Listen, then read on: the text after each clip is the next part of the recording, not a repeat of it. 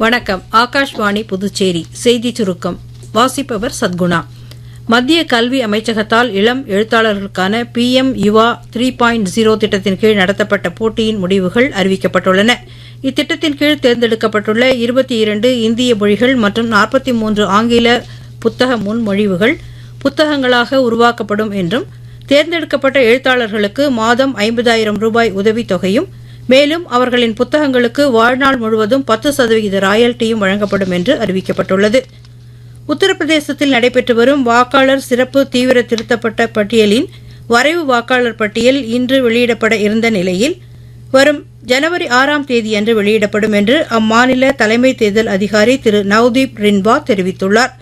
மேலும் ஜனவரி 6ஆம் தேதி முதல் பிப்ரவரி 6ஆம் தேதி வரை வாக்காளர்கள் தங்களது கோரிக்கைகள் மற்றும் ஆட்சேபனைகள் ஏதும் இருந்தால் தெரிவிக்கலாம் என்றும் அவர் கூறியுள்ளார்.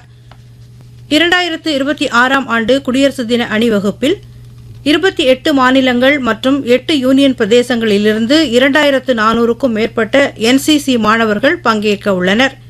இது இதுவரை இல்லாத உயர் அளவாகும் என பாதுகாப்பு அமைச்சகம் தெரிவித்துள்ளது.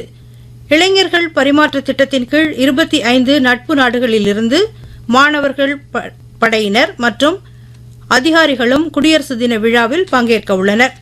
இதற்கிடையே குடியரசு தின அணிவகுப்பில் பங்கேற்கும் NCC மாணவர்களுக்கான சிறப்பு முகாம் புதுடில்லியில் நேற்று தொடங்கியது.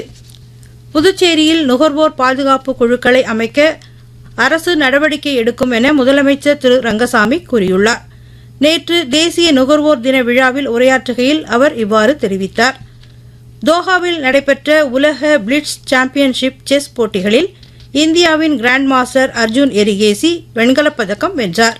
இத்துடன் இந்த செய்தி சுருக்கம் நிறைவு பெறுகிறது.